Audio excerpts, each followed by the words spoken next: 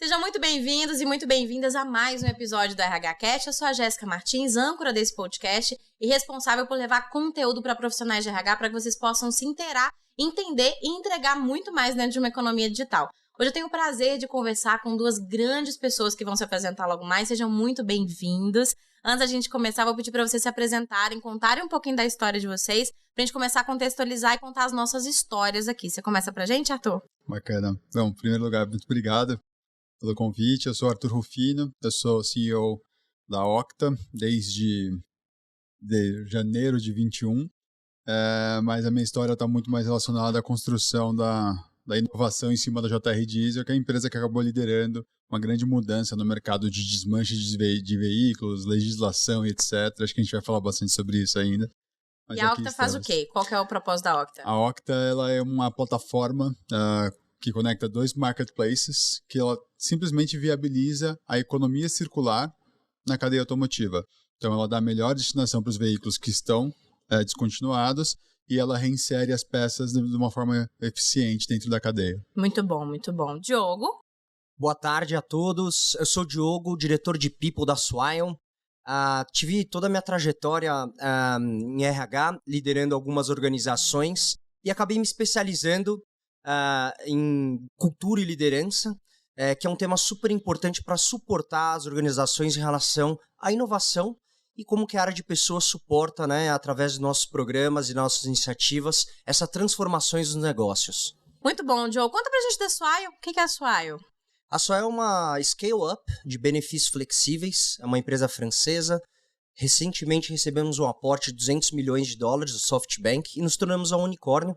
Então a Swile veio para inovar o mercado de benefícios no Brasil e transformar a hipercustomização do benefício para a pessoa, né? Olhando a pessoa como indivíduo, de acordo com o momento de vida e o estilo de vida de cada um.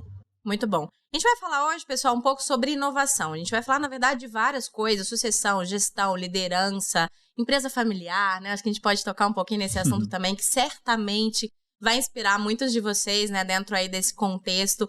Mas a gente vai falar essencialmente ali sobre inovação. E aí, o cerne disso tudo é um pouco do seu livro, né, Arthur? Assim, queria que você contasse um pouquinho da sua jornada profissional, né? E como é que você chegou a esse livro, né? Por que você quis escrever sobre inovação para nos inspirar aí também?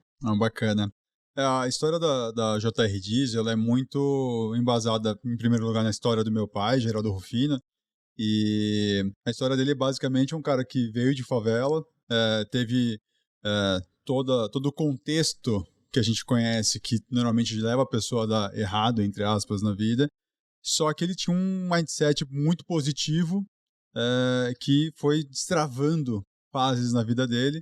Esse cara teve uma oportunidade ali com 13 anos, mais ou menos, de trabalhar no grupo Play Center, no Parque de Diversões aqui de São Paulo.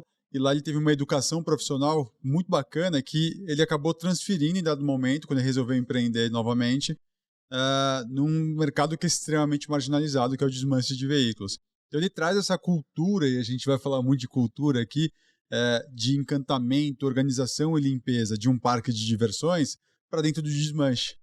Então essa mudança da percepção da entrega ali, num lugar que era tão óbvio para sujeira, transforma, a grande inovação ali em 85 desse negócio. E aí, já trazendo para a minha vez nessa história, eu era o cara esquisito dentro dessa estrutura, porque meu pai, muito comercial, muito agitado, muito de execução pura e pouco planejamento, tem um filho totalmente diferente ali, que começa a provocar os porquês desse negócio. Começa a trazer perguntas diferentes para esse negócio. Então, a partir de 2008 ali, já como um líder dentro da empresa, essas perguntas começam a ganhar consistência, eu começo a transformar esse modelo de negócio em 4 anos. Eu tinha 2 grandes motivações. A primeira era, a gente está falando de um negócio que o tempo todo pode ser questionado, já que tanta gente trabalha do lado ilegal. E eu olhava, cadê a referência, né? Onde eu vou embasar isso que eu estou falando? E eu olhei para o mercado do bingo. A gente não sabe se 99% dos bingos eram ilegais ou se 1% era ilegal. Mas eu sei que todos foram proibidos por conta dos ilegais. E aí, olhando para isso, eu falei, eu preciso me proteger disso de alguma forma. Como? Não sei, mas a gente colocou isso para dentro do mindset. E a outra ponta era a forma que a gente precisava lidar com fiscalização. Não é aquela fiscalização sanitária que chega no restaurante e fala assim, quero ver a sua cozinha. O cara chegava assim, você é bandido, você supostamente está preso, prove o contrário. E aí eu falei assim, cara, legal, meu pai tem todo o talento de comunicação para lidar com isso, eu não tenho. Se ele falar isso para mim, eu vou bater nele.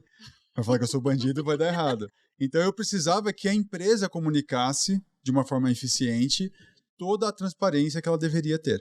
Então, foi muito baseado nisso, eu causei uma transformação gigantesca lá nos processos da empresa. A gente sai de 3 semanas de desmontagem para 2 horas e meia de um caminhão. O processo de rastreabilidade das peças sai das 8 principais, vai para 400 peças, que são todas o veículo. E aí, o que entregou-se no final não era só mais compatível com o mercado, mas quando a gente começou a comunicar, principalmente através de imprensa e etc., a receptividade tanto do consumidor quanto do mercado foi muito bacana. Então eu comecei a desenvolver projeto para Porto Seguro, para Mercedes-Benz, etc., que eram entes que queriam falar com o fim de vida do veículo, mas não tinham um interlocutor bacana.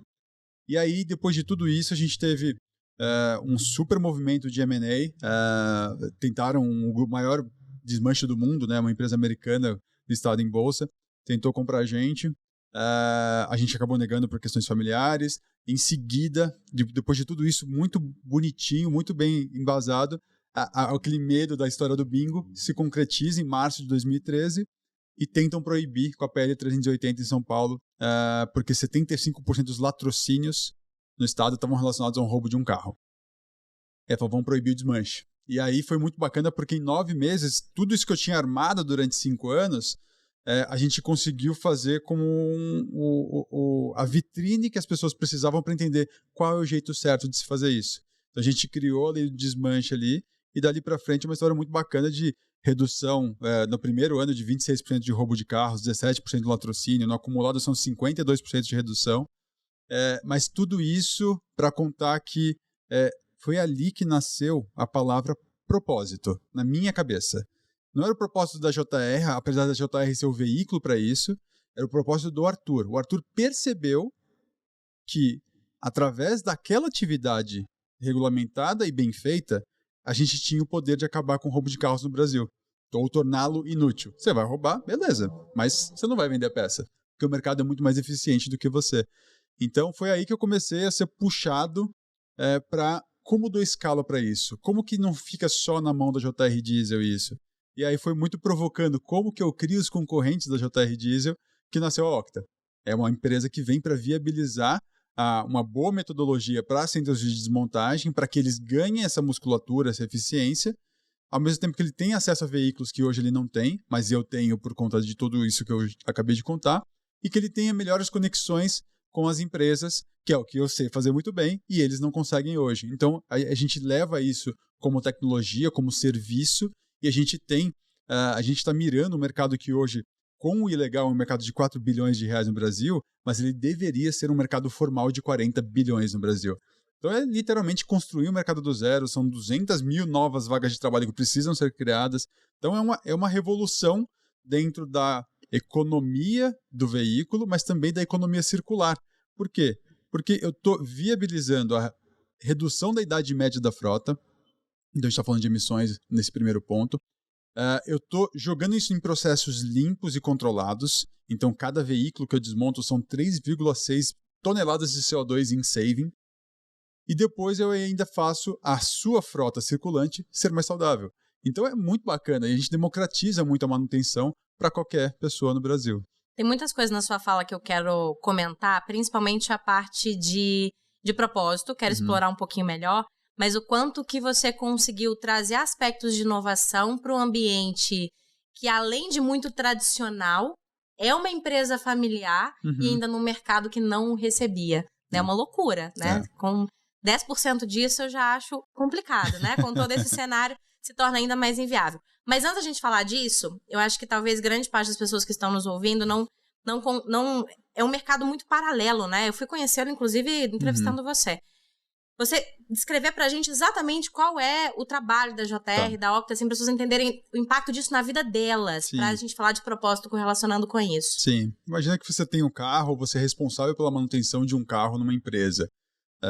seu carro quebra e ele tem 6 anos de idade. O que acontece é que, economicamente, não faz sentido nem para a montadora, nem para o distribuidor manter 100% das peças em estoque para te atender quando eventualmente der um problema. Então, esses caras mantêm em estoque a curva A de giro, né? É o que realmente vai sair. O resto, alguém vai ter essa peça e você que se vire para achar. Então, em mercados maduros como os Estados Unidos, Japão, você tem a atividade de desmanche de veículos como uma coisa complementar à peça nova. Uma não vive sem a outra, as coisas elas são complementares mesmo. Então, a grande questão é, no Brasil, o seu carro quebrou, você não achou na concessionária, você não achou no distribuidor, seu carro vai ficar parado. É ruim para a oficina, porque seu carro está no elevador, é ruim para você, que você não vai ter o seu ativo funcionando. E aí, o que o mecânico vira para você? Eu acho a peça. Entendi. Eu vou procurar no Mercado Livre uma usada. A grande questão é que o Mercado Livre não tem como propósito ou função conferir rastreabilidade de nada do que ele vende. Não está no modelo de negócio dele aquilo. Então, hoje, ao comprar uma peça no Mercado Livre, sem que seja de um centro de desmontagem credenciado, você está comprando uma peça roubada. E você está fomentando o roubo de veículos. Isso é um fato. E o seu mecânico, muitas vezes, está comprando para você uma peça usada roubada sem saber. Porque há poucas ferramentas que te ajudem nisso e, vamos ser muito prático, a galera fala assim, cara, resolveu meu problema? Não quero nem saber de onde você tirou essa peça. Então, basicamente, qual que é a lógica de um desmanche legal? Ilegal? Legal. Você compra um veículo em final de vida, e eu já explico o que é um veículo em final de vida, você desmonta esse veículo, analisa a condição de cada uma das peças, entre A, B e C, de qualidade. O que é A e B, consumidor, o que é C, remanufatura e recondicionamento. Esse é o mercado. Então, ou você vende para uma pessoa, ou você vende para uma empresa, ou você vende para quem arruma. Esse é o mercado. Qual que é o ilegal? Em vez de comprar o carro, você vai roubar. Ponto final. O mercado ilegal só existe com a colaboração da fiscalização corrupta. Outro fato. Não dá para funcionar sem a fiscalização corrupta. Então, qual que é a lógica que a Octa traz para você? Nós ajudamos os centros de desmontagem a não comprarem apenas de leilões de seguradora e Detran, que é a única fonte disponível para eles hoje. Isso dá aproximadamente 500 mil veículos por ano no Brasil, dessas duas fontes. Se você pegar qualquer número internacional de mercados consolidados de desmanche, 5% da frota anualmente deveria ser um veículo em final de vida. Isso no Brasil seriam 5 milhões de veículos. 10 vezes mais do que a gente faz hoje. O que é um veículo em final de vida? São veículos batidos, veículos quebrados, veículos velhos ou veículos que perderam liquidez. Então, pode ser um veículo novo, alugado por uma prefeitura para serviço funerário. Ninguém vai comprar nunca um carro de serviço funerário para usar com a sua família ou para outro propósito. Isso é um veículo em final de vida, apesar de ele ter 3 anos. Então tem várias condições que transformam um veículo em final de vida e o Brasil deveria estar gerando 5 milhões de veículos por ano. Isso daria 14 milhões de toneladas de CO2 evitadas anualmente se esses carros estivessem entrando num processo de desmontagem correto. Então é uma super oportunidade que a gente perde todos os anos, é a 16ª maior atividade econômica dos Estados Unidos. O americano conta com isso loucamente. Remanufatura no Brasil, que é um dos pedaços dessa história, é 27% da reposição de peças. No Brasil é 1%.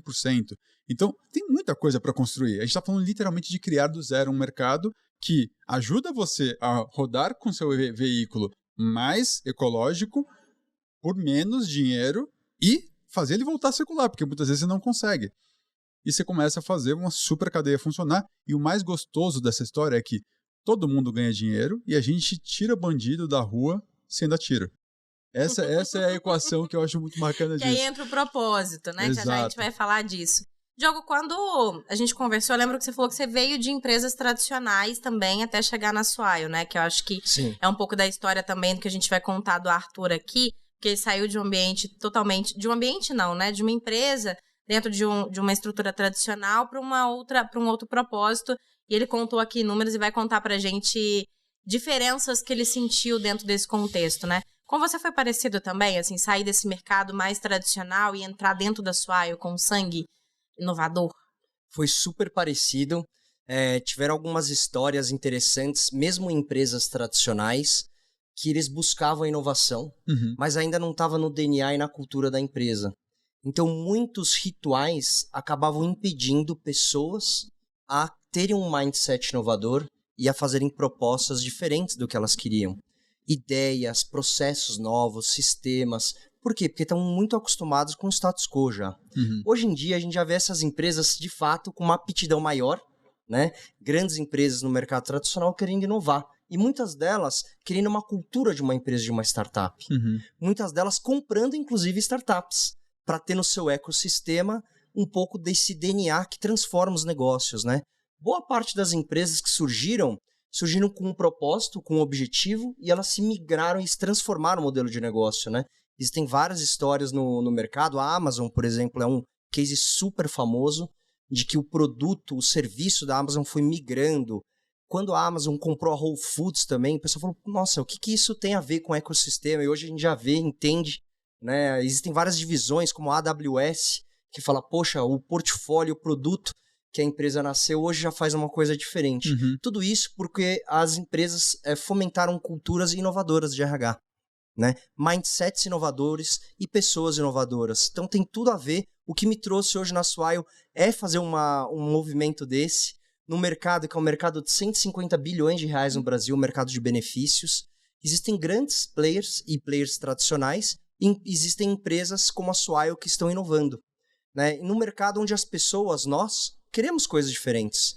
Nós estamos cansados, de produtos de prateleira, né? Então, aquele RH que chega com aquele produto de prateleira, esse é o seu benefício, você não pode mudar ele não é flexível, e você tem que tentar se adaptar a ele.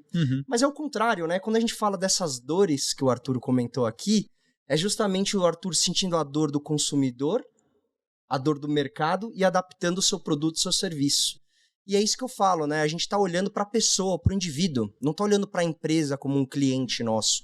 A gente está olhando para a pessoa que tem um momento de vida diferente, um contexto de vida diferente, casado, com filho, sem filho, casado, com parceiro, parceira, morando sozinho, morando junto. Que tem várias necessidades próprias e as empresas estão oferecendo um pacote de produto de prateleira. Na Swile, existem várias categorias de benefício e o colaborador, a pessoa, pode escolher de acordo com o momento de vida. Então é muito bacana trabalhar numa empresa que na ponta está fazendo a diferença, não só para a pessoa, para a família. Né? Tá de fato trazendo ali um benefício que o colaborador, que a pessoa percebe como um valor muito mais agregado. Né? Então tem tudo a ver essa mudança, essa transição, a inovação de um mercado tradicional e que todo mundo olha e fala, poxa, como que dá para inovar no mercado desse? Histórias como o Arthur 10, do Geraldo, seu pai também, as suas, são super inspiradoras. Legal. E para mim, como RH, é interessante porque eu vejo essa transição que você comentou com pessoas que te ajudaram também. Sim. E a desafiar o status quo, pensar diferente, fazer os porquês, né? Olhar o arroz com feijão e falou, dá para fazer diferente. Teve uma coisa que você falou aí no começo, que eu acho que grande parte das pessoas hoje que estão em empresas tradicionais, elas estão passando pelo desafio de desejar inovar, desejar tocar uma transformação digital, mas ter vários desafios para fazer com que isso aconteça de fato, né? Que passa por cultura, por pessoas, por lideranças e questões que não deixam avançar. Eu vejo muitos RHs, inclusive, reclamando disso, né? Antes, o problema era outro, era o RH que não conseguia ter autopercepção de que ele precisava liderar esse movimento, de que ele precisava fazer alguma coisa diferente. Aí ele entendeu que ele precisa, e aí ele começou, então, a se desenvolver para conseguir ocupar essa cadeira. Quando ele começou a avançar, a empresa começou a travar, porque a liderança não está preparada para isso, porque a empresa não se movimenta para aquilo, porque a cultura não ajuda, e eu acho que provavelmente você viveu muito isso nesse processo de inovação. Sim. Imagino até que foi aí que entrou o desmanche criativo. Sim. Né? Então, eu queria que você contasse, inspirasse aí a galera que está nos ouvindo o seguinte, o que você usou de recurso, de metodologia, de ferramenta para virar essa chave e trazer inovação para dentro da JR? Bacana. Foi legal trazer a história, porque a gente começa a entender como a gente usa os recursos disponíveis de formas diferentes. É uma coisa que eu comento muito no livro, né, no Inovação para Não Inovadores. Meu pai lá atrás, o que ele estava cruzando? Coisas totalmente malucas, que era desmanche e encantamento. Então, a partir do momento que ele cruza essas coisas tão improváveis, nasce o que você pode chamar de criatividade, você pode chamar de inovação, mas é propor algo diferente para ter resultados diferentes em outras escalas, etc. Então, a história do meu pai mostra isso, esse primeiro salto de inovação do J.R. Diesel, né, de 2008 a 2012, mostra muito isso, e são processos muito motivados por essas perguntas, né? Como que você muda as perguntas dentro do seu negócio para começar a perceber as oportunidades de transformação. E é muito nítido na minha cabeça, em 2007, eu estava vendo um processo ali, porque como que era o processo de desmontagem no JR? Meu pai comprava os caminhões, eles ficavam lá espalhados na empresa, o cliente ia lá e falava assim, pô, eu quero um motor desse caminhão. Aí ia lá a equipe, tirava o motor, etc. Era um processo lento, super lento. Mas beleza, era assim que funcionava em todos os desmanches, estava tudo certo. E aí um dia eu cheguei ao meu pai e falei, por que a gente não desmonta o caminhão quando ele chega e guarda no estoque? E aí tinha desafios de controle de estoque, tinha desafio, mas no final a resposta era, o cliente gosta de ver a peça no caminhão. Beleza. Ou seja, só fazer um recorte, tá? Então você vem com uma solução, com algo diferente, com um pensamento diferente, e o que você chamou de desafio, eu não vou romantizar, eu vou chamar de obstáculos, tá? Que a gente tem uma série de obstáculos no meio do caminho para fazer com que aquilo seja feito. Isso. Fecha aspas, né? Porque é bem importante, porque isso é uma questão que acontece muito na vida do RH e que eu vivo escutando relatos de que, olha, eu gostaria de fazer assim, eu acho que deveria ser feito assim, mas tem uma série de obstáculos, desafios que eu não consigo passar por eles para enfrentar. Fecha aspas. Perfeito. E aí, perguntei para fulano, ciclano, as respostas eram as mesmas. O negócio era treinado para responder aquilo. Cultura. Inclusive, eu perguntei para o cliente, você gosta? Não, eu gosto. E eu falei, pô, tem uma coisa errada. E aí, o que estava errado não era a resposta, era a minha pergunta. E aí, eu fui lá e mudei a pergunta. Eu falei para o cliente, e se a peça estivesse disponível assim que você chegasse na empresa? Pô, muito melhor, porque meu caminhão está parado. E aí eu volto a circular mais rápido. Você mudou você trouxe para ele uma outra alternativa. Ele nem conhecia essa solução e você trouxe para ele essa alternativa. Quando eu voltei com essa questão, eles entenderam, ok, mas o que eu faço com isso? Né? O que eu faço com esse negócio? Aí eu fui atrás de números. Então, foi muito um processo de mostrar que dentro da mesma área eu conseguiria fazer muito mais desmontagens se eu não tivesse um caminhão ocupando aquele espaço. Então chega, ele vira peça, vai para o estoque, cria esse controle, etc. Mas o principal, cliente A, B, C, 200 clientes, o que é mais importante para você? É preço, é prazo, é velocidade que chega aí? Todos. Velocidade. Por que você comprou uma peça usada? Porque tinha. Não é porque eu quero usada, não é porque eu quero economizar, é porque você tinha peça que a nova não tinha. Eu falei, peraí, além de eu ter que ter a peça disponível imediatamente, pro cara, eu não preciso ficar dando desconto. Se eu tenho a peça, para ele estar resolvido. E aí começou toda essa transformação. Então, você vai aprofundando coisas que pareciam óbvias. Era um negócio de 25 anos, quando eu comecei com essas perguntas. A gente transformou totalmente o negócio, simplesmente assim, em vez de desmontar depois, eu desmonto a hora que chega. A mesma equipe passou a desmontar, sei lá, 4, 5 vezes mais veículos mensalmente. Nosso faturamento cresceu, nossa margem cresceu e, principalmente, o cliente parou de pedir desconto e só queria saber de ter a nota dele emitida rapidamente para ele ir embora. Então, cara, eu dei escala para o negócio trocando perguntas. Era a mesma equipe. Então, é muito isso que começa a provocar. Mas, voltando para a questão do desmanche criativo, são processos cíclicos. E aí, por que eu usei o nome desmanche criativo? Né? Eu percebi que eu estava fazendo com a JR e outros negócios que eu mentorava o mesmo processo do caminhão. O caminhão bateu, foi para leilão. A Jéssica olha para ele e fala assim, cara, isso é assustador. Acho que alguém morreu aí dentro. Você fica meio chocado ali. isso não deve valer nada. E aí, pra gente, dentro do nosso negócio, valia 30% da tabela FIP, para você valia 0. Quando eu compro ele, eu faço ele valer 100%. Por quê? Porque eu destino as partes para os interessados corretos. Peça A, consumidor X. Peça B, consumidor Y. Peça C é o reformador Z. E sucata, vamos começar a trabalhar melhor esse negócio. Então, destinar os recursos para quem realmente tem interesse, para o cara certo, faz com que esse negócio pegue um negócio de 30% e faça valer 100%. E aí, o desmanche criativo é basicamente isso. Eu fiz isso com a JR 2 vezes. Eu pegava recursos que já estavam disponíveis e simplesmente aplicava eles de formas diferentes. E aí, vamos para a próxima. Deixa eu fazer alguns comentários. Bora. Queria que o Diogo comentasse também dentro do universo de RH. Isso tem muito a ver com o que eu falei lá no primeiro episódio também do podcast, que é a questão do cardápio, né? Vou resumir, porque a galera já estou isso umas 500 vezes.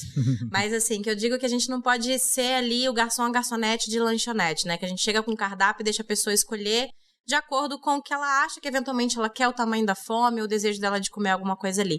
A gente tem que colocar o cardápio debaixo do braço, entender o problema do cliente, conversar com ele, saber como eventualmente eu posso ajudá-lo a resolver alguma questão. Aí eu olho para como eu posso ajudá-lo, que aí eu pego o meu cardápio e eu olho, e aí eu vou entregar soluções diferentes e personalizadas. Eu acho que encaixa um pouco no que você falou, do recurso. Né? Então, ou seja, eu vou pegar cada uma daquelas partes e vou destinar para quem de fato precisa. Né? E aí o que veio na minha cabeça na hora? A gente acha que contratação, desenvolvimento, avaliação, offboarding, todos os processos de gente, eles cabem da mesma maneira para todas as áreas, para todo o cliente interno. Quando às vezes o problema da área de marketing você vai resolver contratando. Às vezes o problema da área de vendas você vai resolver desenvolvendo. E eventualmente você pode fazer de um jeito numa área e de outro jeito em outra área. A parte o processo de contratação é um grande exemplo. É impossível você trazer a mesma metodologia, por exemplo, de contratação para vendedores e para pessoas desenvolvedoras. Então, se a gente está partindo para um universo, eu escutei isso há uns 3 anos atrás, para um mundo cada dia mais humano e personalizado. E a gente só consegue fazer isso com tecnologia, né? Eu acho que é um ponto de reflexão importante, você não acha? É isso mesmo, Jéssica. A curiosidade e saber fazer as perguntas certas é um primeiro passo, né? A curiosidade, de fato, é entender a causa raiz, a necessidade do nosso cliente interno, a necessidade da empresa, a necessidade do gestor, e fazer as perguntas certas, né? Entender o ângulo, como ele está enxergando o problema, e muitas vezes trazer um ângulo diferente, né? Nós, profissionais de recursos humanos, somos especialistas, né? Então, tem uma historinha rápida que eu vou contar, é quando você vai no médico, e aí você fala assim, doutor ou doutora, estou com uma dor de cabeça, me dá um analgésico, por favor. E aí o médico vai te diagnosticar, vai te examinar, e ele fala assim, eu posso te dar o analgésico, mas não resolver seu problema, porque você está com o ouvido inflamado. Então ele vai te dar um anti-inflamatório também. Né? Então, nós, profissionais de RH, temos esse poder e essa responsabilidade de entender as causas raízes para conseguir dar um direcionamento adequado. E é muito interessante saber que você mudou o ângulo da pergunta, porque geralmente as respostas são as mesmas, né?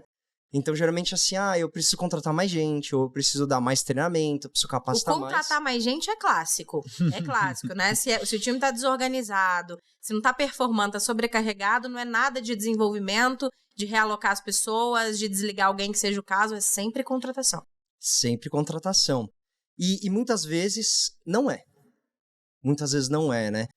Mudando um pouco o ângulo das perguntas, né? A gente começa a perceber que a causa raiz, muitas vezes, está numa ineficiência de um processo, né? Muitas vezes está numa capacitação de onboarding, de dar uma aceleração num processo de onboarding de um colaborador para que ele consiga performar mais. Muitas vezes a gente percebe que está na falta de autonomia. Ele tem vários níveis de autonomia para tomar uma decisão e isso faz com que o objetivo e o resultado não venha da forma como a gente espera. E nós, profissionais de recursos humanos, temos essa provocação e essa responsabilidade de facilitar, né, de ser resolvedores de problemas. E isso a gente consegue muito através de dados também. Quando a gente vai analisando os dados, muitas vezes a gente tem uma opinião. E essa opinião, ela vira uma crença, né? Muitas vezes é enraizada, como você mesmo comentou. Por que a gente não... O que o cliente valoriza? Ele quer ver a peça no caminhão. né? Então vira uma crença, vira cultural.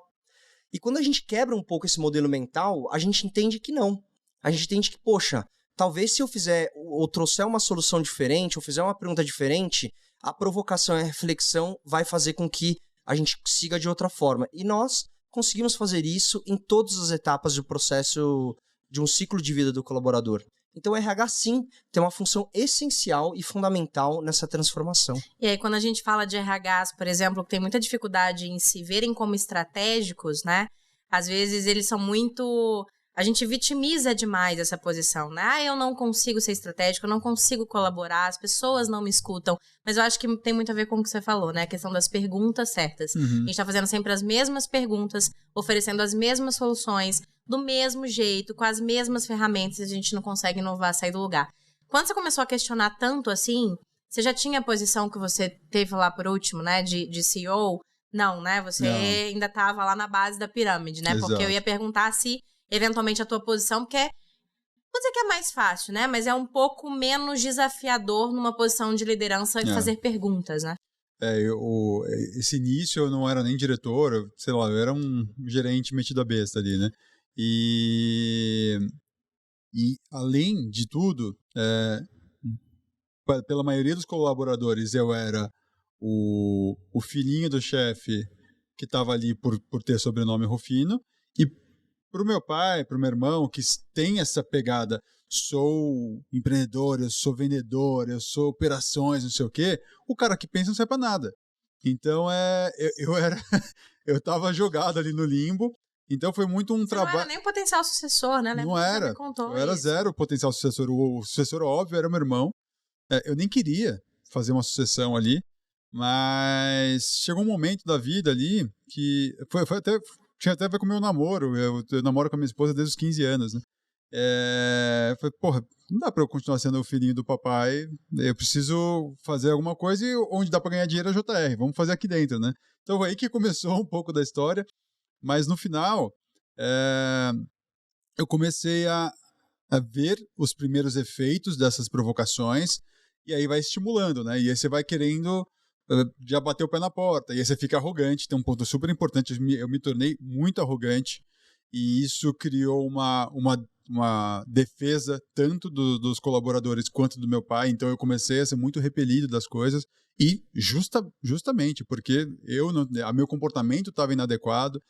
Você vai se sentindo muito poderoso, você vai se sentindo muito inteligente. Então acho que é um mal do inovador, essa prepotência, né? Você acha que você é muito malandro ali, que você vai resolver todos os problemas da empresa, que todo mundo é burro. Todo mundo é burro. Por que é que ninguém fez o que eu tô fazendo aqui? Exato, é tão simples. Exato.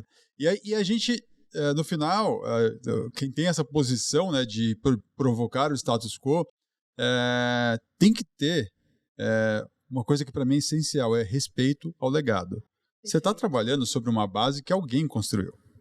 Você está provocando novas posições ou novos usos para recursos que não são seus, ou não foram criados por você. Então, se você não tiver um mínimo de respeito e empatia, você vai dar com a cara na parede. E você vai criar solução para ninguém no final, porque se o cara não engaja com aquela solução, com aquela questão, você não inovou. E eu gostaria de parafrasear você. Provavelmente é uma frase do seu livro que eu anotei, que eu achei muito interessante, que você diz o seguinte: toda boa reforma precisa de informação sobre a estrutura, para não derrubar tudo tentando melhorar. Exato. Eu acho que é sobre isso que você queria dizer, né? Exatamente. Então foi um esforço muito grande de desenvolvimento de inteligência emocional mesmo. Eu falei assim, cara, baixa a bola. E aí eu tinha 2 desafios de comunicação. Como que eu convenço o chefe de que tem uma mudança importante aqui, bacana. Que ele construiu, de algo que ele construiu. Exato. Que é bem importante dizer. Um super desafio de comunicação. E ali o segredo é deixa ele levar o crédito por tudo. E aí, o que era legal? Primeiro, eu tinha que fazer ele ter a ideia. Então foi um desafio de comunicação bacana. Ele teve a ideia, ele batia no peito, olha o que a gente fez, isso aqui. Ótimo, porque eu estava preocupado com a empresa, não comigo. Só que o legal é que chegou um ponto que, obviamente, ele percebeu o meu movimento, meu pai não é besta. E aí, o que ele começou a perceber? Ele está sempre me ouvindo antes de falar qualquer asneira que ele quer trazer. Então, como tinha essa questão, começou a rolar a reciprocidade. Então ele podia não concordar 100%, mas assim, ele me ouviu, ele primeiro tentou fazer do jeito que eu pedi, e depois ele trouxe uma proposta. Então eu vou ouvir. Então essa flexibilidade e humildade ajudou demais lá. Eu vou de baixo para cima. E de cima para baixo, que nessa fase eu já era diretor, tinha muito um controle de emoções, porque ao mesmo tempo que eu queria fazer a galera participar dessa transformação, até para que eles se apropriassem daquilo, eu tinha que controlar a ansiedade da turma, porque a minha visão, e não é porque eu sou mais inteligente, é que a minha função é olhar para frente, a deles era para olhar para o agora. A minha visão era muito lá na frente. E aí causava ansiedade nos caras, porque os caras acostumados a olhar para o dia a dia, olhavam para aquilo e falavam assim, não dá. Mas eu falei, não dá porque é daqui 15 anos, é daqui 10, é daqui 5. E aí eu percebi o quão eu precisei adaptar meu discurso para baixo para não só engajar, mas não criar ansiedade. Eu vi funcionário parando tudo porque o cara travou. Ele falou assim, ferrou, o Arthur tá louco, ele quer que eu faça um negócio que é impossível fazer hoje. Mas eu não queria que ele fizesse hoje, eu queria que ele participasse da construção. Então tem muito desse alinhamento, né? Tem uma visão, assim, de cultura que eu queria muito trazer nessa sua fala. Uma vez eu entrevistei na época ele era CHRO da CBF.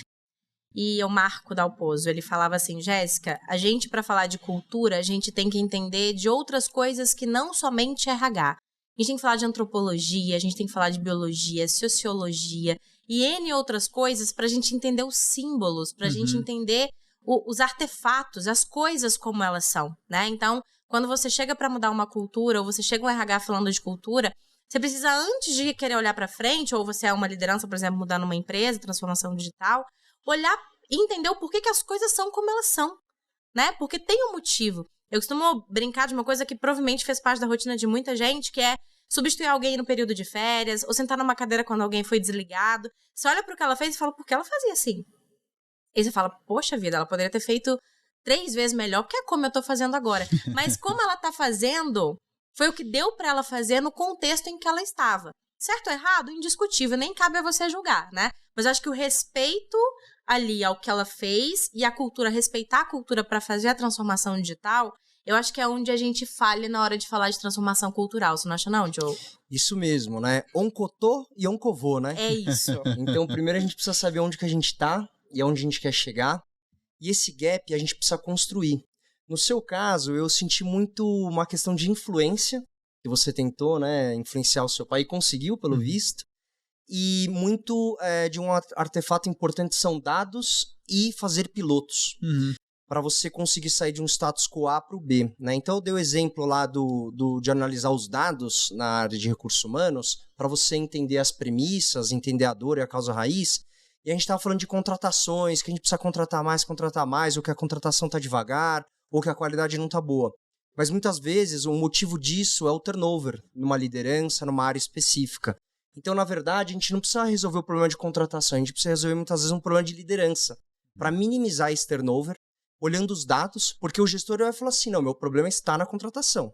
E a gente olhar os dados e falar assim, tudo bem, mas a sua área é a área com maior turnover, ou sua área tem um turnover muito alto nos primeiros meses, ou enfim, a gente vai olhar os números e a gente vai falar assim, poxa, agora que eu analisei os dados e os números, juntos vamos construir uma solução.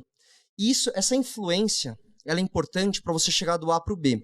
E aí a gente faz pilotos, vamos fazer MVPs, vamos fazer POCs ali para ver se dá certo ou não. No caso de recursos humanos, fala assim, poxa, vamos tentar atacar a causa raiz.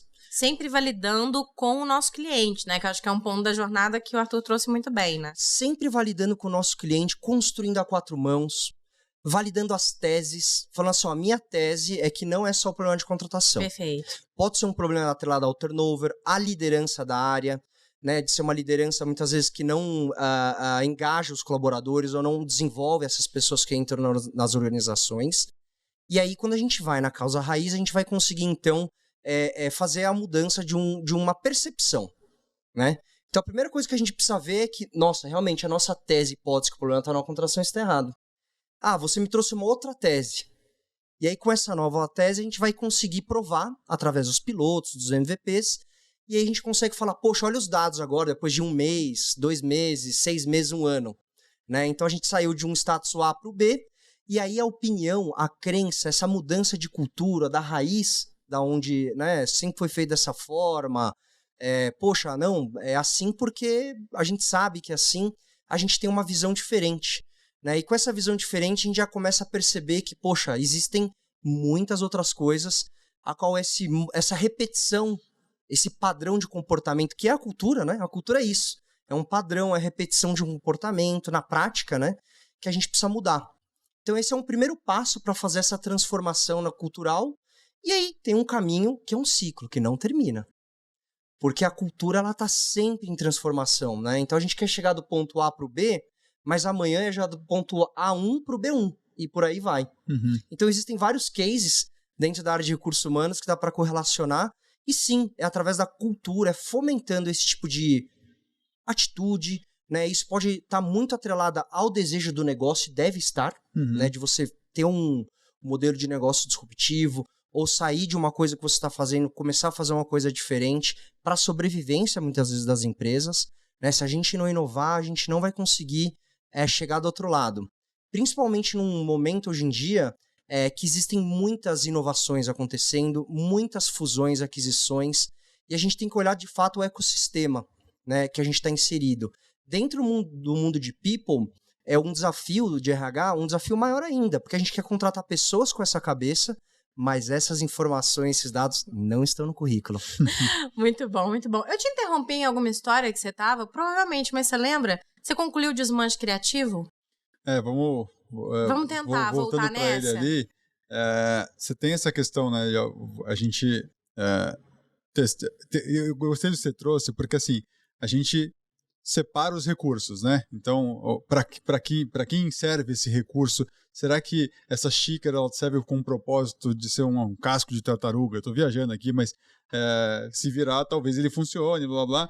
Então tem muita questão dos testes, mas eu gosto muito de falar, quando a gente fala de MVP, eu falo de pequenos testes. São testes que você pode fazer todos os dias, a custo muito baixo ou nenhum custo. Eu gosto muito de provocar, às vezes, cenários de estresse. Você tem uma área de atendimento com 60 pessoas. Como é que testa um cenário de estresse? Dá folga para 20 durante uma semana. Você vai ter um excelente cenário de estresse para entender como é que funciona a sua operação se tiver uma super demanda. E o que acontece se tiver uma hipodemanda? Então você tem o tempo todo a oportunidade de testar cenários para começar a ter material, né, ter informação para começar a pensar o que dá para fazer de diferente com o seu negócio. Mas, basicamente, tentando fazer uma trilha rápida do que é o desmanche criativo, em dado momento, a JR Diesel virou um case que criou a lei do desmanche, etc, blá, blá, assim, legal, estou inovador. Eu não sou, porque alguém vai começar a copiar isso a partir de hoje, até porque isso está escrito na lei, a metodologia está escrita na lei. O que eu preciso fazer para estar, de novo, um passo à frente? E aí, de novo, né, voltando, eu desmanchei caminhão, desmanchei a empresa uma vez, vou desmanchar a empresa de novo. E aí, quais são os novos recursos do JR, né? Ou quais são os recursos atualizados? Tava lá, JR não depende de leilão. JR sabe ir a mercado, falar com frotas e comprar os veículos diretamente. Ponto número 1. De onde eu descobri isso? Viajei. Conheci nos Estados Unidos, conheci no Japão, entendi esses caras lá fora. Qual era o segundo recurso? Minha metodologia. Eu era muito bom em fazer desmontagem. Extremamente eficiente, baixo custo, grande volume, sistema de rastreabilidade, afins. Dá para fazer franquia com isso? Tenta aqui, não sei o que, blá, blá, blá. Testes. Muitos testes. Terceiro recurso, grande. Nós somos reconhecidos como uma empresa na qual você pode confiar com peças usadas, seja na qualidade, seja na rastreabilidade. Dá para emprestar essa credibilidade? A gente começou a testar, vender peças de caras que eu conseguia certificar a origem também. Funcionou, mas não me deu dinheiro. Mas beleza, tudo isso trazia pequenas lições. A partir de 2018 eu comecei a olhar e falei assim, cara, se eu digitalizar esses ativos, esses recursos, isso aqui dá uma startupzinha. E aí eu comecei a perceber que toda a oportunidade que eu estava querendo gerar para o mercado, eu fundei a associação, a Dera, eu fiz o diacho aqui para conseguir fazer o mercado nos acompanhar. Porque não adiantava a JR ser líder. A JR precisava puxar a galera junto. E a JR não ia fazer isso, porque a JR era vista como um troço intangível. Pô, eles são grandes, eles só fazem isso porque eles são ricos, etc. A galera esquece que ele também foi pequeno. Então, como que eu podia fazer isso? Então, vamos desmanchar o conceito do cara. O cara acha que a metodologia é besteira, que ele vai gastar dinheiro, ele vai pagar imposto, etc. O que ele quer? Ele quer comprar bem e vender bem. Então, vamos lançar esses 2 produtos. Eu te dou um canal que acessa as frotas que eu negociei para você antes e você simplesmente compra com a melhor experiência de usuário possível. Tem uma comissão aqui. E eu tenho um canal de distribuição das peças que te conecta direto com a frota. Você não precisa nem discutir, não precisa negociar preço, etc. O cara simplesmente clica e compra com você. Pô, legal, eu vou ganhar mais dinheiro. Tá bom, mas você precisa seguir metodologia. E eu dei de graça o método. Então, um dos testes e se eu der tudo que eu construí de graça pro cara? Sistema, etc, blá, blá. Porto, você gastou um monte de milhão, não sei o quê, blá, blá. Não é isso que o cara tá vendo valor. Então, por que eu vou vender para ele? Você ficar insistindo naquela solução, Exato. né? E aí que nasceu a Octa. A Octa nasceu de um teste de doar tudo que a gente sabia, literalmente de graça. Que é fomentar a musculatura do nosso concorrente, deixar o nosso concorrente forte. Então, você precisa sair muito do óbvio, porque a última coisa que normalmente uma pessoa vai pensar é como que eu deixo meu concorrente mais forte amanhã. Não vai pensar nisso, não é o Isso óbvio, é uma coisa que não acontece da noite pro dia também, né, Arthur? Não Isso é importante dizer, assim, que essa série de movimentos que você fez, né, demandou muito esforço, muita disciplina, muito estudo, muito benchmark e muitos anos para isso de fato se concretizar, né? Porque a gente tem essa ansiedade de fazer acontecer muito rapidamente, né? E às vezes a gente se frustra muito com os desafios no meio do caminho, mas não é bem por aí, né? Acho muito importante reforçar que são ciclos. Você pode ser ágil nos seus ciclos, mas são ciclos. A JR teve ciclo 2008-10, 10-12, 12-14, e mesmo sendo vários ciclos, a gente está falando de 2 anos, não estou falando de 2 meses. Mas o que é rápido, o que é constante, é teste. O tempo todo, teste. Esse tem todo dia. Esse você pode ser ansioso. Qual que é o próximo? Qual que é o próximo? Mas respeita o ciclo, respeita o tempo das coisas, respeita o legado. Eu gosto muito de falar disso. Respeita as pessoas. Poxa, a sucessão sobre meu pai foi um desafio homérico. Por quê? Legal, já estava provado que tudo que eu tinha construído dava escala, dava consistência, dava grana, etc. A empresa não é minha, é dele. Para ele, nada desses números faz sentido. Eu construí esse troço, é meu. Então, como assim você quer fazer alguma coisa? Então, É como fortalecer o ecossistema, né? Evangelizar, educar o mercado para que a sua empresa também cresça mais. Sim. Né? Educando o mercado, com certeza esse ecossistema vai ficar mais forte, mais robusto, né? E na ponta o cliente final vai perceber isso e o mercado ele aumenta, né? Você basicamente criou um novo mercado. O mercado aumenta. E tem uma provocação muito bacana, que acho que conectando com o RH aqui, que é muito as pessoas falam muito, né, que empresas são feitas de pessoas, etc, blá blá blá. Algumas, inclusive, só falam. Exato. Não, o ponto é muito esse. Porque no final do dia, para mim, o RH é a área mais estratégica da empresa. Ela não deveria estar fora das discussões estratégicas, porque se gente é o negócio, por que a pessoa que cuida de gente não está aqui dentro, né? Então, seja na JR Diesel com a cultura geral do Rufino, que é uma cultura animal, de tipo, meu pai sabe o nome de todos os filhos dos funcionários. É dele. Ele vê você de manhã e fala assim, cara, você não tá legal, chega aqui, vem na minha sala. É dele aquilo. Eu consigo replicar? Não, eu não consigo. Então, como que eu respeito essa cultura e trago os meus pedacinhos de cultura? Como é que eu trago essas questões? Uma coisa que eu acho que a galera ainda vê ainda como ativismo ou mimimi, etc. Diversidade. Uma empresa fundada por um preto e uma mulher. Minha mãe e meu pai. O que aconteceu? Uma empresa de desmanche no mercado automotivo, que é masculino e ponto final. Você vai lá hoje, a gente tem 65% de pretos e pardos, a gente tem 48% de mulheres e 90% dos líderes são mulheres. Excelente. Caramba! Por quê? Porque a empresa nasceu de uma mulher e de um negro. E aí, por que a única empresa extremamente inovadora do mercado é justamente essa? Porque tem um monte de mente que não é a óbvia ali dentro. Não é a galera do mercado automotivo óbvia que está ali dentro. Então a gente não é mais inteligente. A gente sabe usar melhor os recursos que nós temos em casa. É muito isso. Muito bom. Queria tocar em dois últimos assuntos aqui, pra gente caminhar pro final, que é o propósito. Então eu vou dar uma voltadinha lá, né? Vou voltar lá no começo. E a questão do processo sucessório, né?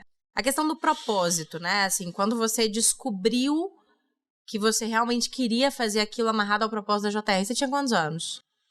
Eu tinha 28 anos. 28 anos. Também descobri o meu com 28. Também você foi mais ou menos nessa linha aí? Como é que foi, Diogo? O meu foi com 20 anos. Com 20 anos. 20 anos. Privilegiado. Exatamente. Né? Não é sempre que a gente consegue encontrar o nosso propósito assim, né? Mas eu acho que o principal ponto que eu quero trazer aqui é que a gente tem muito essa discussão de propósito, né? Do quanto ele importa, o quanto as empresas buscam por pessoas que queiram atuar com o seu próprio, né? Que queiram compactuar com o seu propósito de CNPJ, juntando CNPJ e CPF ali. Mas um ponto importante que eu quero trazer é que a gente está trazendo tanto isso para um discurso clichê, que eu acho que a gente está angustiando as pessoas às vezes, né? Porque a gente tem ali pessoas com 20, 25, às vezes 30, 32, 35, 40, que olham para o significado de propósito e não entendem e não o percebem na própria vida profissional, né? Então, acho que a gente, como empresa também, a gente precisa ajudar as pessoas e como RH principalmente a primeiro entender que nem todo mundo entende o seu propósito, mas isso não quer dizer que aquela pessoa não é boa e não vai encaixar na sua cultura, por exemplo. Sim. E ao mesmo tempo ajudar as pessoas a brilharem os olhos. Que você só conseguiu brilhar os seus olhos quando você estava imerso dentro daquele contexto, né? Exato. Exatamente isso. É excelente você trazer isso, porque assim, a minha história com o propósito criou a Octa. Mas até chegar no evento que me destacou do propósito, a gente estava fazendo um desmanche e criar lei no Brasil, a coisa mais surreal e improvável do mundo. E eu não gostava da JR Diesel quando eu criei esse processo. Eu estava fazendo tudo isso para ajudar minha família. Então eu acho muito bom descarregar essa questão do propósito, que até então, o meu propósito era ajudar a minha família, Rufino. Ponto final. Se o seu propósito é limitado às 4 paredes da sua casa, tá tudo bem. Não tem nada de errado com isso. Não precisa abraçar árvore, não precisa salvar cachorrinho na rua. Mudar o mundo. Tá tudo bem, tá tudo bem. O seu propósito é o que você quiser. É o que te faz bem. Naquele momento eu queria cuidar da minha família. Quando a lei foi desenvolvida e deu aquele impacto, eu nem percebia que a JR teria esse poder um dia. E aí veio o resultado do roubo de carros, eu falei, caraca, olha o que a gente fez. E aí aquilo me viciou, o bichinho picou, falou assim, cara, agora ninguém me para mais, porque eu sei que eu consigo mudar tanta questão, o cenário, que estamos criando lei, tá? Tem gente voltando viva para casa hoje, porque a gente criou esse troço. E isso começou a me puxar 20 vezes mais, e aí eu decidi que eu seria sucessor, eu decidi que eu criaria a Octa. Aí que você assumiu, de fato, né, essa cadeira. Então, isso mudou o meu comportamento como profissional, como executivo, como empreendedor. Isso mudou o meu comportamento com o mundo, mudou o meu senso de responsabilidade. Eu comentei com você antes da gente começar aqui que essencialmente eu sou um tímido forte. Eu sou a pessoa que naturalmente não estaria confortável batendo esse papo aqui com você. Mas eu sou a pessoa que decidiu que eu ia palestrar.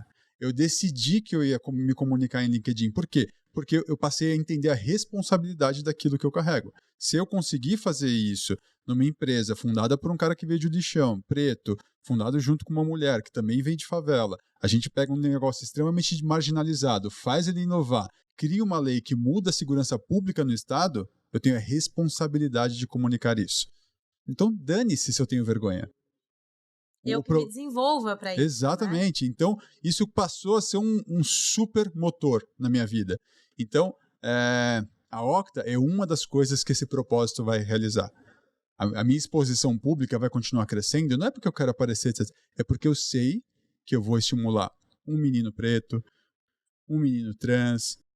Vai ter gente mudando de vida porque em algum momento eu consegui transmitir uma informação bacana. Então é muito sobre responsabilidade. E a sua responsabilidade, de novo, pode ser as 4 paredes da sua casa e tá tudo bem. Se você tiver o privilégio que nós 3 temos aqui, de já ter encontrado algo que extrapola as 4 paredes, ótimo, mas tá tudo bem.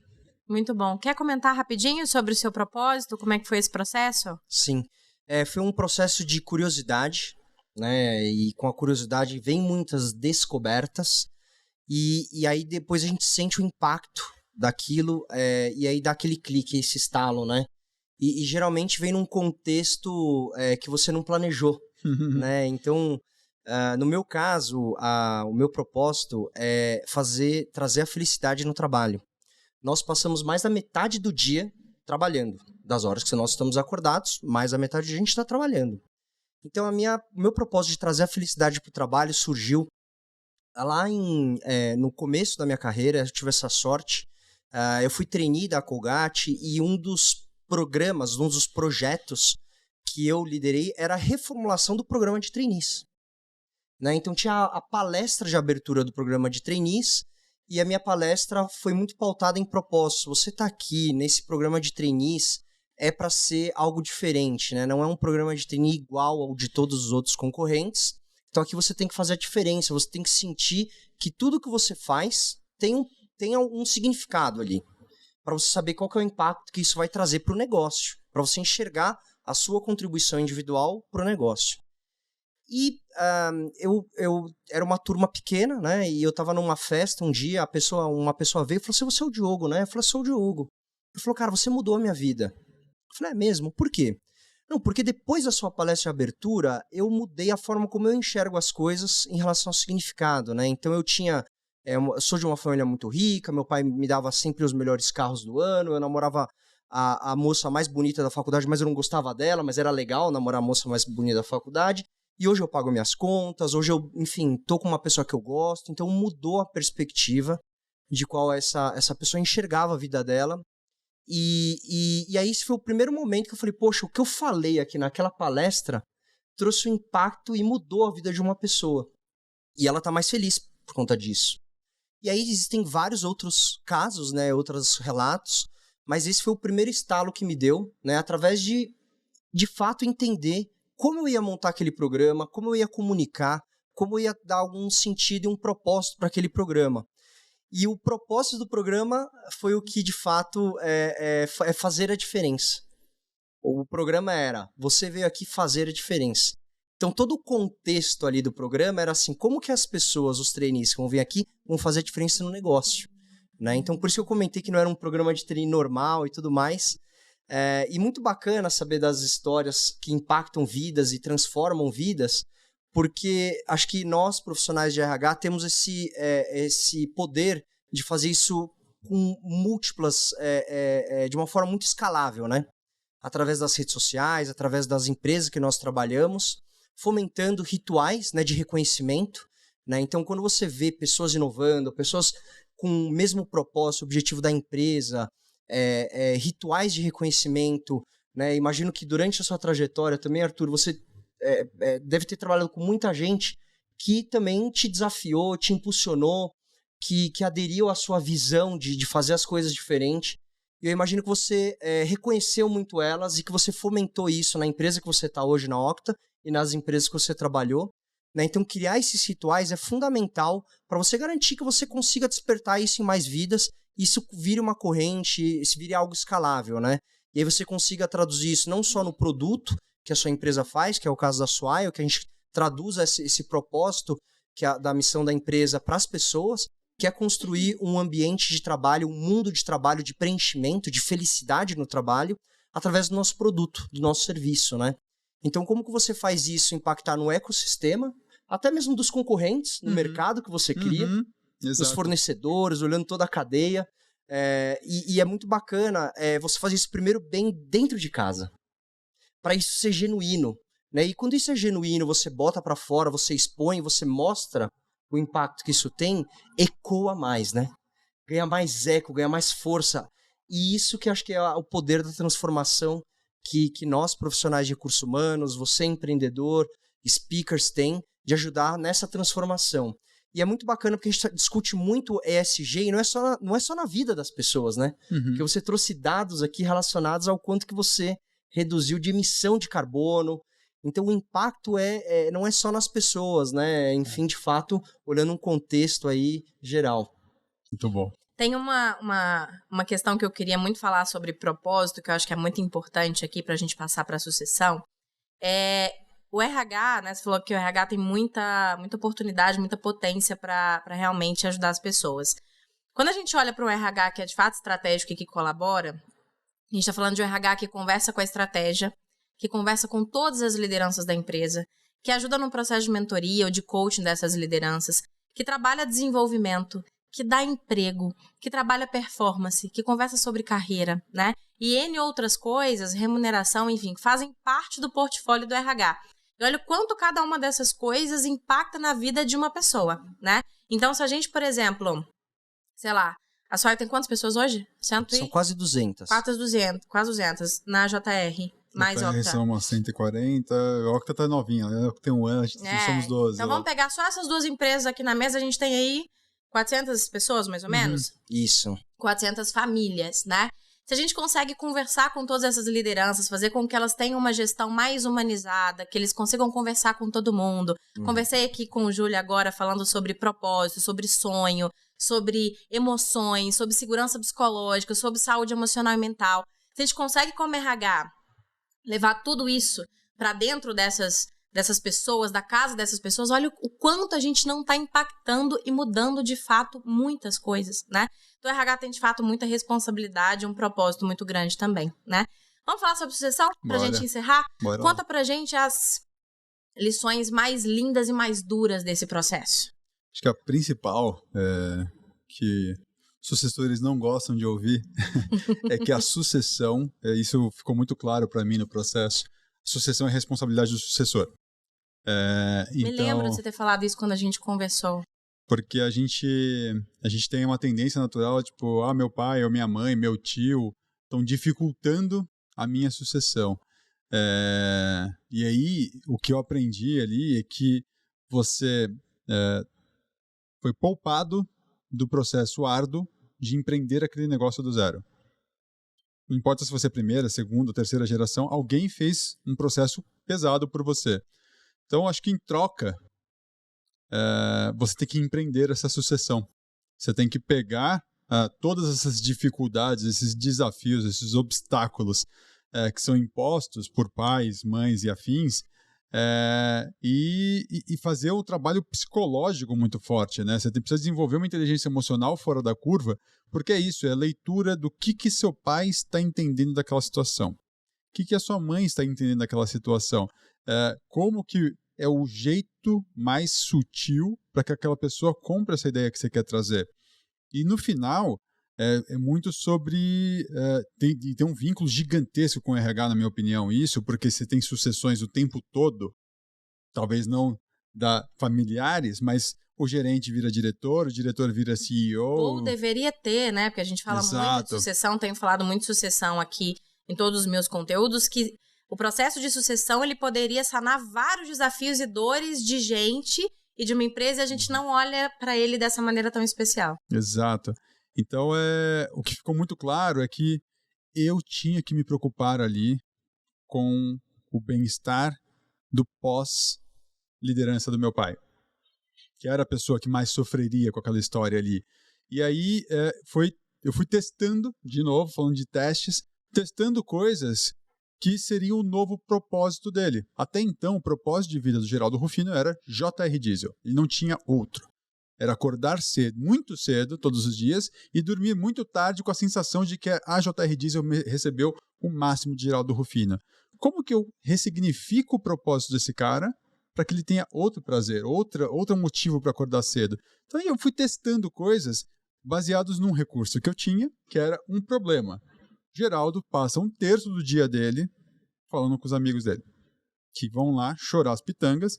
Geraldo, a minha esposa, Geraldo, a minha empresa, Geraldo, o meu carro. Cada um ia lá chorar uma coisa. E ele tinha aquele jeitão dele, todo mundo saía feliz de lá.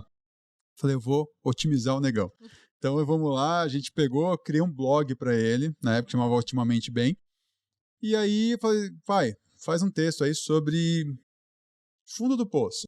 Ele escrevia com uma letra horrível, eu tentava traduzir aquilo, escrevia, botava no blog. Pô, 1.000 pessoas aqui, 500 pessoas ali, 2.000 ali. Deu certo. Vamos pôr meu pai no Facebook, nem tinha Instagram direito na época. Pô, o negão virou ali 2.000 seguidores. A gente nem sabia se era muito, se era pouco. Funcionou. As pessoas estão seguindo. E aí um amigo dele falou, ô G, o cara que trabalhou com ele lá no Play Center, Marcelo Scherto, de franquias, e ele virou e falou, tem um cara chamado Flávio Augusto, ele tá criando um negócio chamado meusucesso.com, ele conta histórias de empreendedorismo, eu vou botar você lá, pode? Eu falei, pode, põe lá. E aí, no meio dessa confusão da gente criar uma imagem pública pro meu pai, e sem estratégia ainda, era muito de teste ainda, ele caiu lá no meusucesso.com, deu certo o estudo de caso, e meu pai virou um dos cases mais vistos lá dentro, por motivos óbvios, ele tem muito uma pegada legal, a história dele é boa, só que o Flávio Augusto estava explodindo lá com a história do geração de valor, etc. Ele caiu nas graças de 2 milhões de seguidores do Flávio Augusto e meu pai explodiu. Então, do dia para a noite, era uma palestra atrás da outra, etc. E aí ele começou a perceber o seguinte, todo santo dia, sem exceção, há 4, 5 anos, ininterruptos, ele tem pelo menos uma declaração de desistência de suicídio, de salvamento de casamento, etc. E esse cara nunca mais pensou em outra coisa que não fosse mudar a vida dessas pessoas todos os dias. Então, antes de falar pro meu pai para ele se aposentar, pro meu pai que a gente estava entrando numa fase diferente, etc. Eu falei assim, o que esse cara vai gostar de fazer daqui para frente? Eu preciso ressignificar o lugar dele nessa empresa, né? Em 2019 ele fez 330 palestras. Virou a paixão dele e o negócio dele. Ele ganha mais dinheiro individualmente como Geraldo Rufino hoje, como Geraldo Rufino, do que na JR Diesel. Então, ele ganha dinheiro fazendo o que ele é doente por fazer. Comentei com você hoje, ele está indo para Rondonópolis, que de lá ele vai ficar 2 horas de carro, vai para Sonora. E ele contou isso com um sorrisão, né? Sorrisão no rosto. E eu pensando, nossa, que preguiça. É uma coisa que assim, não me motivaria como motiva ele. Então é muito de ressignificar propósitos, de pensar nessa nova fase. E tem potencial sucedido que simplesmente quer descansar. Então é muito você entender o contexto de cada um e garantir uma transição gostosa. Você é responsável por essa experiência de transição. Você é responsável por comunicar a adaptação da cultura para o novo time. Então, é tudo seu. Você está empreendendo essa sucessão. Te vira. Te vira. É difícil, você não tem espaço.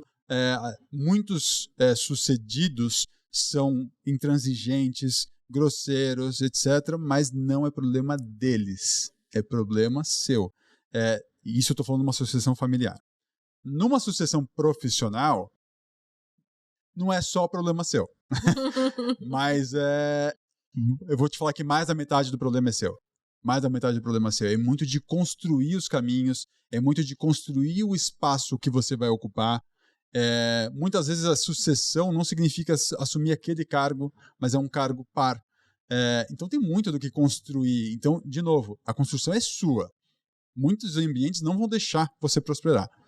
Porque a gente sabe que isso existe, beleza, mas precisa muito de você. E um caso que eu preciso trazer aqui, que eu estou vivendo muito, quando eu criei a Octa, eu falei assim, a cultura tem que nascer certa. A cultura tem que nascer light. As pessoas precisam entender a diversidade desde o primeiro dia, desde o primeiro colaborador. Tudo que eu tinha de coisa comprada na minha cabeça, o que era o ideal de uma cultura, de um ambiente de trabalho, eu falei assim, a Octa vai nascer certo. E a Octa nasceu certo. Beleza. O que eu percebi com velocidade? Pessoas que vêm de climas hostis não sabem se comportar em climas bons. Então, não adianta você fornecer um bom espaço se você não ensinar as pessoas a usarem um bom espaço. Você pode levar uma criança no parquinho de diversão. Se ela nunca descer um escorregador, ela não vai descer. Que interessante. Então, eu estou vivendo uma coisa que eu nunca imaginei que eu ia viver, que eu preciso convencer meus colaboradores que está tudo bem. Que não tem aquela pressão, que ninguém vai xingar eles, vai ser hostil. Que eu tenho uma head que eu precisei convencê-la durante 2 meses, porque eu decidi que seria ela, a contratada. Ela não vinha, porque eu falei assim, eu vou engravidar. Eu falei, mas eu não te perguntei se você vai engravidar. E ela não se convencia de que estava tudo bem ela vir e engravidar. Eu falei, se eu quero contratar uma mulher, como é que eu posso imaginar que ela não vai engravidar um dia? Faz parte da sua fisiologia ser mãe. Você pode decidir fazer ou não. E aí, até hoje, ela... Não, eu vou adiar um pouquinho, você vai adiar. Não, eu comecei a pressionar ela para fazer o filho. Eu falei assim, você tá num ambiente que é ok para isso. Então é muito interessante. Vai e volta, né? Fica tranquila. Galera, dá ambiente bom, mas ensina a galera a usar, porque a gente tá vindo de uma época que não é normal. Muito bom. Arthur, um prazer gigante te ouvir, né? Diogo, também muito obrigada pela sua participação, pelo tempo de vocês, pelo conteúdo, né? Pela disponibilidade. Obrigada de verdade. Vou pedir para vocês deixarem uma mensagem final para quem está nos ouvindo, né? Assim, a gente tem aqui profissionais de RH, mas também empreendedores, empreendedoras, lideranças. Então, pensar em tudo que a gente falou aqui para vocês deixarem a mensagem final de vocês. Mas antes da mensagem final, tô meio sem jeito aqui, mas eu queria te deixar um presentinho. Opa, presente. Presentinho da Swile, né, Diogo? Da Swile para você. Cartão Black para você gastar aí em 7 categorias. Mobilidade, alimentação. Posso abrir? Pode abrir, fica à vontade. Você vê tanto que ele é lindo, né? Enquanto ele abre ali, eu vou pedir pra você deixar sua mensagem final, Diogo. Depois ele mostra pra gente o cartãozinho e deixa a mensagem dele. Bacana. Bom, eu tenho 2 mensagens. Um pro empreendedor, né? Pra pessoa de negócio que tá assistindo a gente. Que dê esse espaço e abra esse canal com a pessoa de RH do seu time ou contrate ela se você não tem. Ela vai fazer muita diferença em todos os aspectos. Né? E tudo que a gente discutiu aqui, acho que é insumo, né, para você utilizar na sua empresa, no seu case, na sua liderança, e tem resultados super positivos, tá? E a segunda mensagem é para o time de RH, né? Então, assim, cada vez mais a gente passa por um papel onde a gente tem que, em algumas empresas, se firmar como uma pessoa ou uma área estratégica, e muitas organizações esse espaço já existe, né? Então, acho que para as empresas que o espaço já existe, utilize isso muito bem, com muita sabedoria, e traga um pouco da humanização também. Nesse processo sucessório, por exemplo, foi muito humanizado, né?